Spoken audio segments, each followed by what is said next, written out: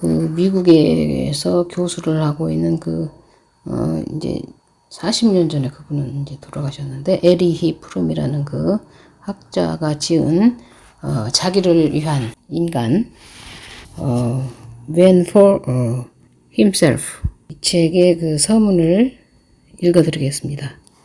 낭독에는 대학원에서 인문학 박사과정을 공부하고 있는 이명림 시인입니다. 이 책은 많은 의미에서 자유로부터의 도피의 후속편이다. 자유로부터의 도피에서는 현대인이 자신과 자신에게 허락된 자유로부터 도피하는 방법을 분석했다면 이번에는 자신과 자신의 잠재력에 대한 깨달음과 관련된 그 윤리와 규범과 가치의 문제를 분석한다. 따라서 자유로부터의 도피에서 제기된 일부 개념들이 이 책에서도 불가피하게 반복된다. 물론 설명이 중복되는 경우를 최대한 줄이려고 애썼지만 완전히 배제할 수는 없었다.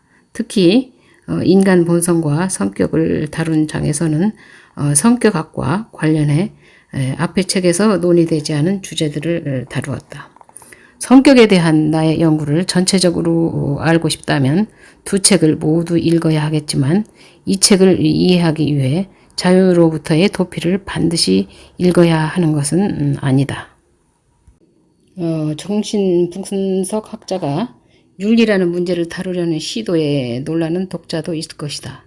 하지만 심리학이 윤리적 판단의 잘잘못을 결정하는 기준이 되고 나아가 인간 행위의 객관적이고 타당한 규범을 구축하는 기초가 될 수 있다는 입장을 받아들이는 사람들도 의외로 많다. 이런 입장은 선보다 적응을 강조하며 윤리적 상대주의를 옹호하는 현대 심리학의 추세와 상반되는 것이다. 그러나 나는 임상 정신분석가로 일하는 과정에서 이론적으로나 임상적으로 윤리의 문제가 성격에 대한 연구에서 빠질 수 없다고 확신했다. 우리가 내리는 가치 판단에 따라 우리의 행동이 결정되고 정신건강과 행복은 가치 판단의 타당성 여부에 영향을 받는다.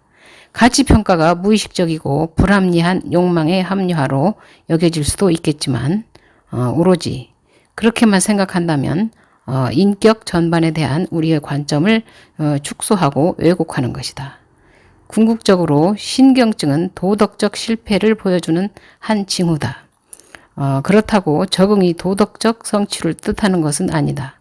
우리는 많은 사례를 통해 신경증의 징후가 도덕적 갈등에 대한 구체적인 표현이며 치료의 성공 여부는 환자의 도덕적 문제를 이해하고 해결하는 것에 달려 있다는 것을 확인할 수 있다. 더구나 최근에 이르러서는 심리학과 윤리학을 구분하고 있다.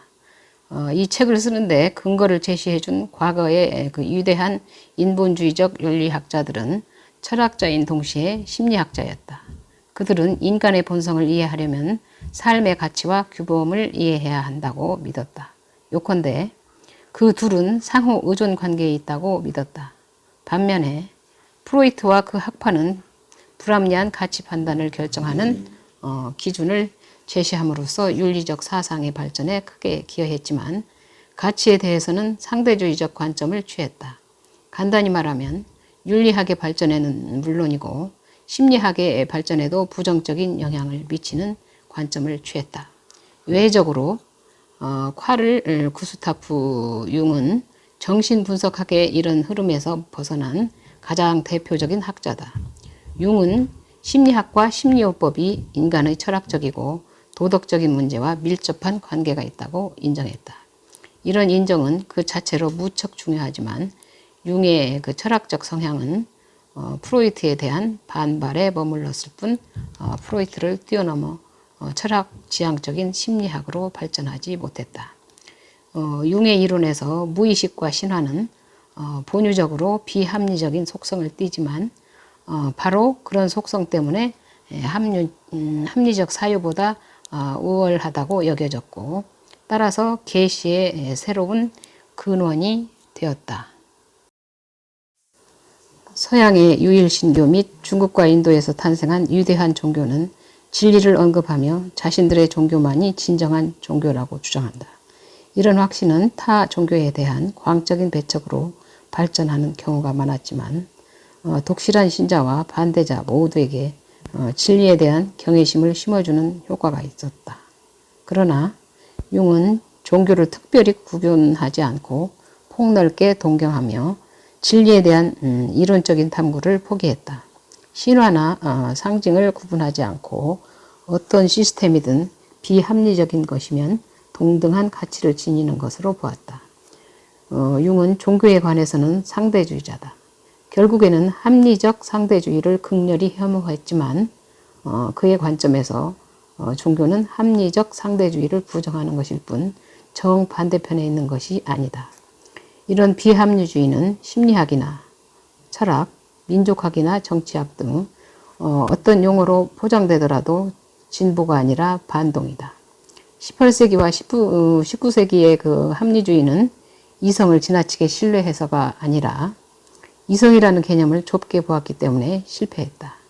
이성이란 개념을 확대하고 진리를 꾸준히 추구할 때 한쪽으로 치우친 합리주의의 오류를 교정할 수 있지만 사이버 종교 같은 반계몽주의로는 그런 결과를 기대하기 힘들다. 심리학은 철학이나 윤리학과 떼어놓고 생각할 수 없듯이 사회학이나 경제학과도 떼어놓고 생각할 수 없다. 이 책에서 심리학의 그 철학적인 문제를 강조했다고 심리학의 사회경제학적 요인들이 덜 중요하다는 뜻은 아니다. 철학적인 측면만을 강조한 것은 글쓰기의 그 편의성을 고려한 것에 불과하다. 따라서 가능하다면 사회심리학적 관점에서 심리적 요인과 사회경제학적 요인의 상호작용을 집중적으로 다룬 또 한 권의 책을 쓰고 싶다. 정신분석학자는 집요하고 고집스레 계속되는 불합리한 행동을 관찰하는 위치에 있다.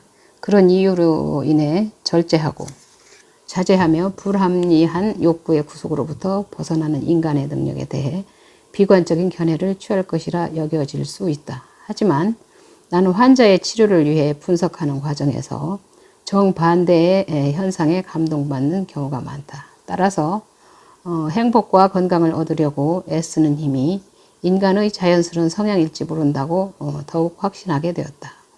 치유는 행복과 건강을 추구하는 힘을 방해하는 장애물을 효과적으로 제거한다는 뜻이다.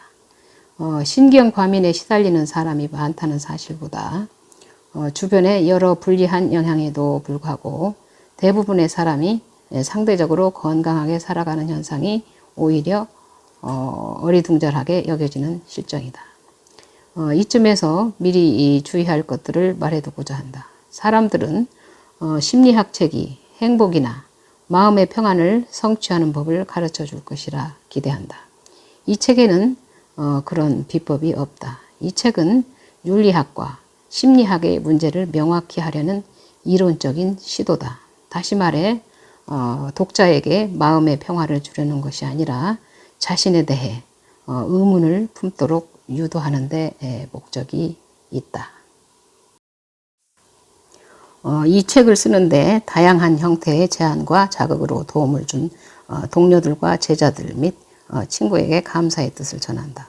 그 중에서도 이 책을 완성하는데 직접적으로 기여한 사람들에게는 특별히 감사의 말을 전하고 싶다. 패트릭 멀라히는 말로 표현하기 힘들 정도로 소중한 도움을 주었다.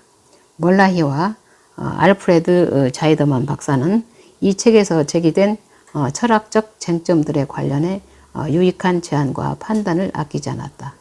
건설적인 의견을 제시한 데이비드 리스먼 교수와 원고의 가독성을 높이는 데 도움을 준 도널드 슐레징거에게도 크게 빚진 기분이다. 무엇보다 내 아내에게 감사의 말을 전하고 싶다. 아내는 원고를 수정하는 데 도움을 주었을 뿐만 아니라 책의 목차를 구성하는 데도 소중한 의견을 제시해 주었다.